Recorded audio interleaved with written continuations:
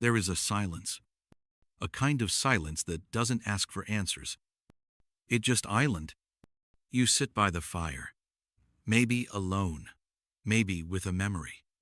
And there at island, that aching echo of someone who used to call your name. Someone who now only visits you in the gaps between distractions. He left, or maybe you let him go. And now you wonder, will he ever understand what he lost? But let me ask you something deeper. What does it mean to lose someone when they never truly saw you? You see, most men don't leave because they see too much. They leave because they see too little. They pull away not from the woman in front of them, but from the mirror she holds up. A mirror showing him everything he hasn't faced.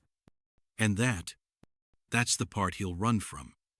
Not you, but the confrontation with himself, brought gently, silently, by you. But here is the truth no one tells you. He'll regret losing you only when you no longer need him to. Let that sit. Not when you become colder. Not when you date someone new. Not when you post a photo with a half smile and a caption about healing.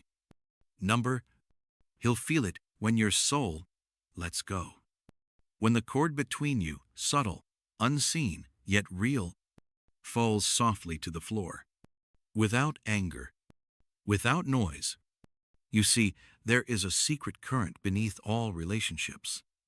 A flow of energy, of attention, of soul.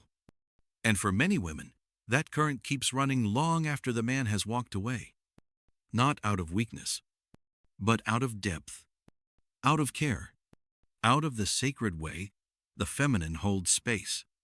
For love, for memory, for potential.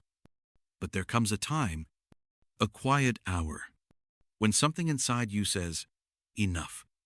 Not bitterly, not dramatically, just truthfully. You stop hoping he'll text. You stop imagining the maybe one day. You stop keeping space for someone who never learned how to sit in yours.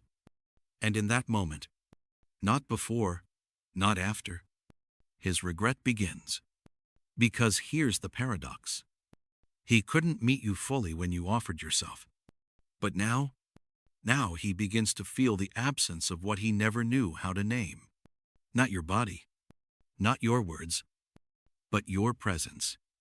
The way you listened, the way you saw beneath the surface, the way you felt his wounds without needing him to say them. He will remember that. And it will hurt. Because now, no one does that. Everyone else just mirrors the surface. You mirrored his depth. And depth is terrifying. Until it's gone. Then, it's all you want. But by then, you'll be elsewhere. Not necessarily with another man. Maybe just with yourself. And that is the one truth that changes everything. When you stop orbiting someone who no longer has gravity, you become your own Sunday. At first, that truth hurts. Because it means the fairy tale doesn't play out. It means he might never say sorry in the way you hoped. Never knock on the door with tears in his eyes and wisdom in his voice. He might still be lost. And you'll have to walk away without closure. But closure isn't something he gives.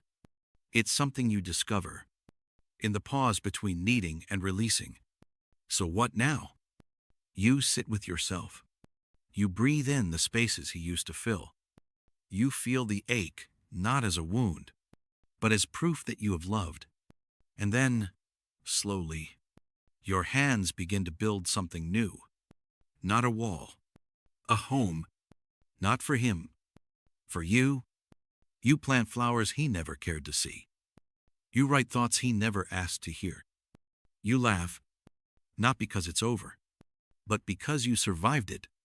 You rediscover the gentle rhythm of your own footsteps.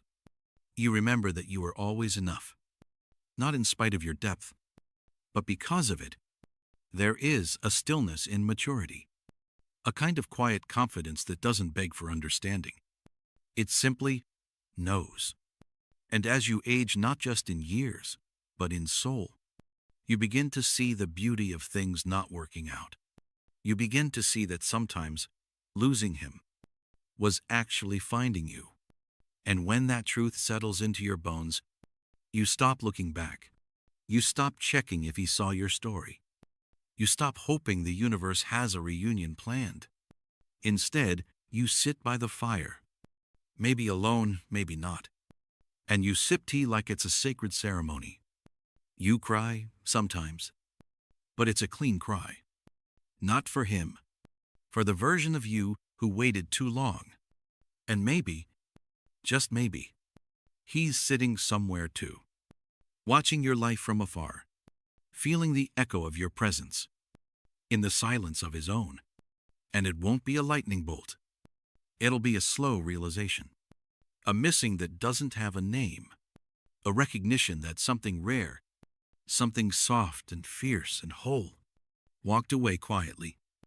And in that moment, he'll regret losing you. But by then, you won't need him to.